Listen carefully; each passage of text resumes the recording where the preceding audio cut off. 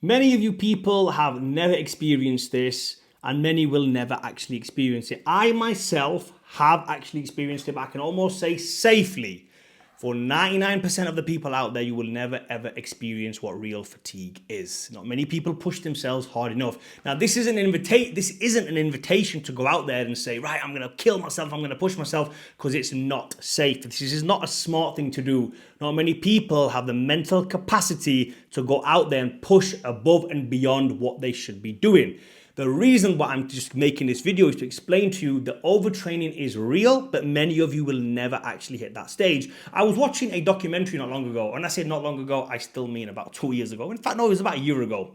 I don't know if anyone's caught it. It was on Netflix. I think it was called, I want to say the 7 Peaks or the 14 Peaks. I'm not a big mountaineer. I'm not into heights and stuff like that and mountains and whatever.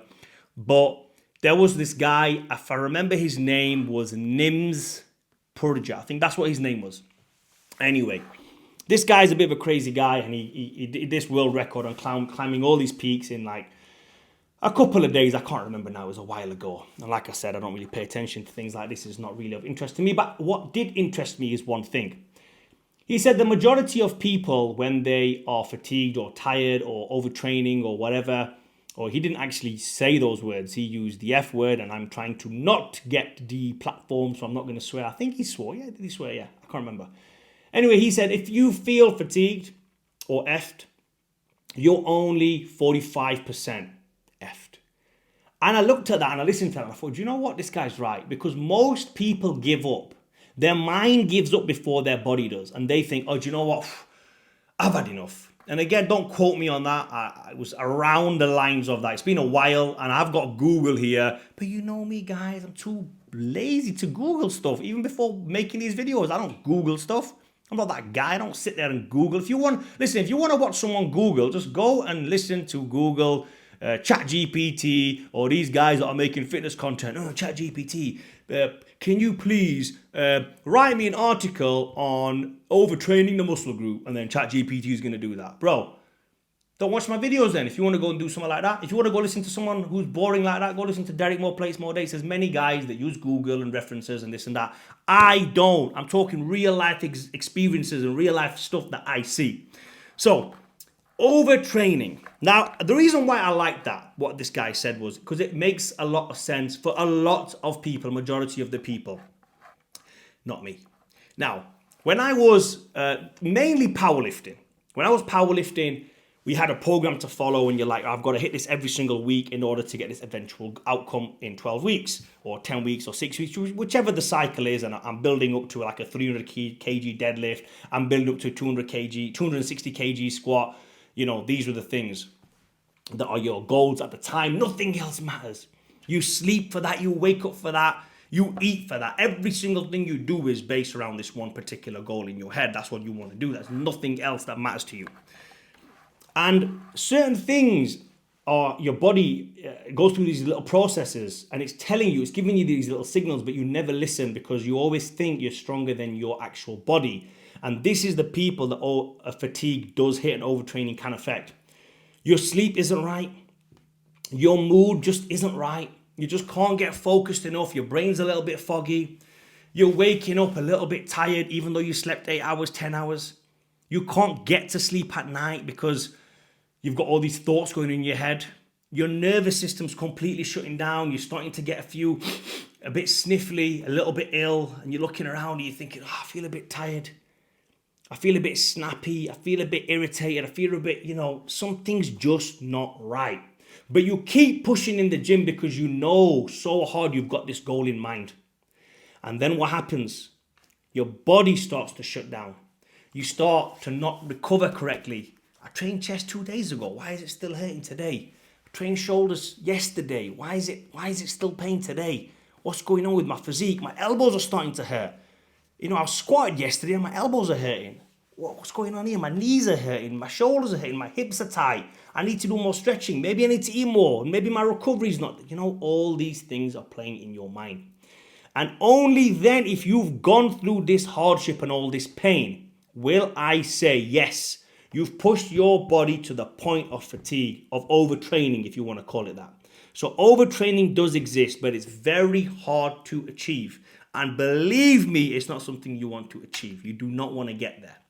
Every single function in your body is designed to slowly tell you to stop doing this, stop doing that, stop doing that. Otherwise, I'm going to put more shit your way. It keeps on stacking it. So if you feel any of these things, your mood changing, your muscles aching, your joints aching, you being irritable, you can't sleep at night, you can't wake up in the morning properly. All these things are your body giving you little signals. Yo, take it off the gas a little bit. Take it off the gas a little bit.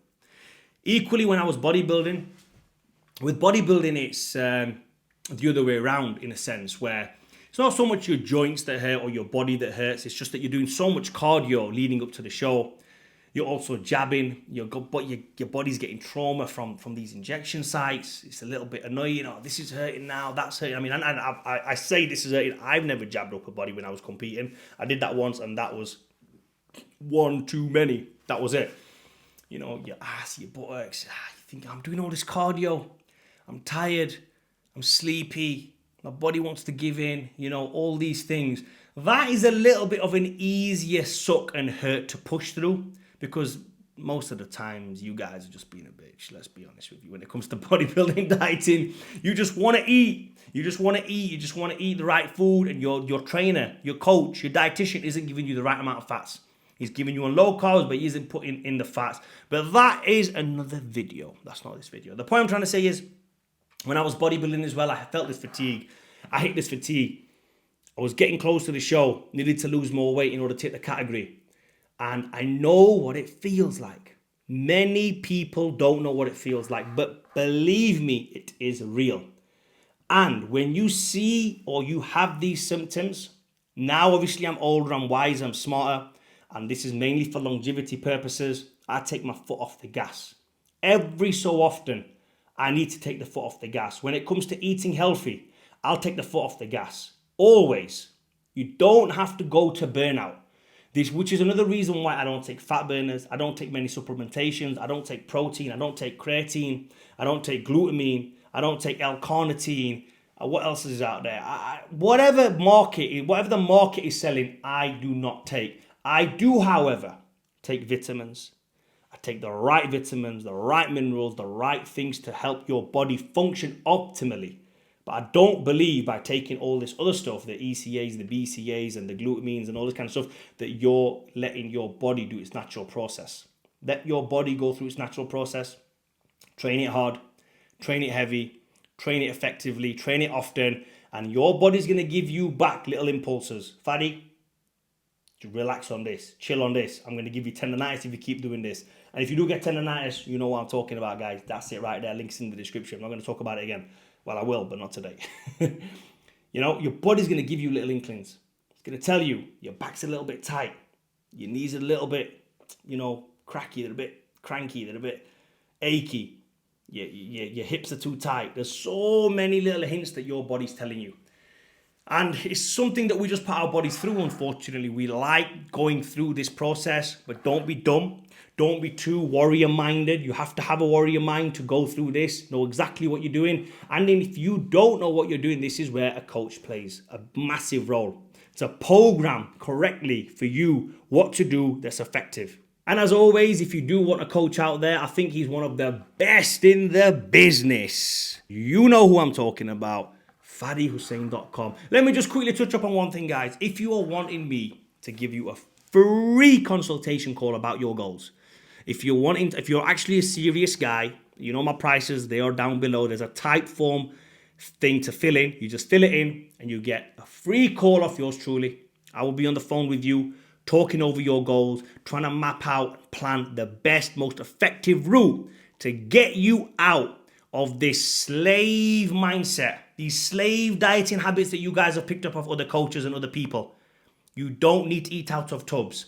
You don't need to be counting calories. You don't need to be going out with your missus saying, oh God, no, I can't eat this because I've got food cooked at home and I need to weigh this out. I need to take my weighing scales out. It's my mum's birthday. I can't go because I had a cheat meal last night. Can't have 1-2 days in a row.